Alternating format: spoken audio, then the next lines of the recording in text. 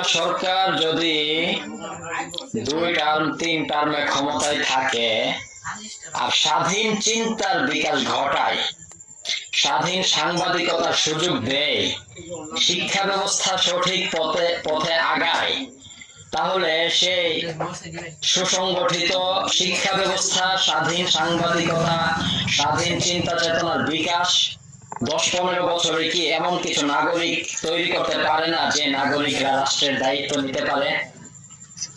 যদি সরকার স্বয়ং এই প্রশ্নটা তুলে তাহলে কি বোঝা যায়? এটা সরকার বুঝতে পারে না যে এটা যে সরকারের চরমতম একটা ব্যর্থতা।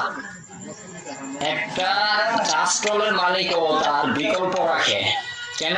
সে যে কোনো সময় অসুস্থ হতে পারে, মারা যেতে পারে।